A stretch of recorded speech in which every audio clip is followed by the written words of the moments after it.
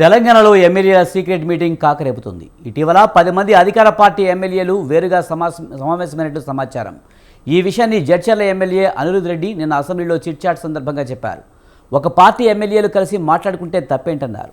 అన్ని ఆధారాలు ఉన్నాయని, విషయాలన్నీ దీపదాస్ మున్షితోనే చెప్తానని చెప్పారు. వరంగల్ జిల్లాకు చెందిన ఎమ్మెల్యే నాయని రాజేందర్ రెడ్డి కూడా తనకు ఆహ్వానం ఉందని చెప్పారు. తాను వెళ్ళలేదని, కావాలంటే తన కాల్ రికార్డ్ చెక్ చేసుకోవాలన్నారు. అయినా ఒకే పార్టీ ఎమ్మెల్యేలు భేటీ కావడం తప్పేంటని అనిరుద్ రెడ్డి సపోర్ట్ పలికారు. స్థానిక సంస్థల ఎన్నికలు సమీపిస్తుండటంతో, ఎమ్మెల్సీ ఎన్నికలకు నోటిఫికేషన్ వెలువడుతుండటంతో కాంగ్రెస్ రాష్ట్ర వ్యవహారాల ఇన్ఛార్జ్ దీపదాస్ మున్షి రంగంలోకి దిగారు. రాత్రి ఆమె హైదరాబాద్కు చేరుకోనున్నారు. రేపు మధ్యాహ్నం 2 గంటలకు ఎంసీహెచ్ఆర్డీలో జరిగే కీలక సమావేశంలో పాల్గొంటారు.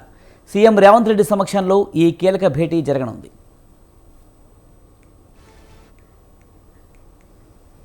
ఎమ్మెల్యేలను 4 గ్రూపులుగా చేసి వారితో 3 నేతలు చర్చించనున్నారు. జిల్లాల వారీగా ఎమ్మెల్యేలతో వేరువేరుగా భేటీ కానున్నారు. మధ్యాహ్నం 3 గంటల నుంచి 4 గంటల వరకు ఆదిలాబాద్, నిజామాబాద్, ఖమ్మం ఎమ్మెల్యేలతో భేటీ కానున్నారు.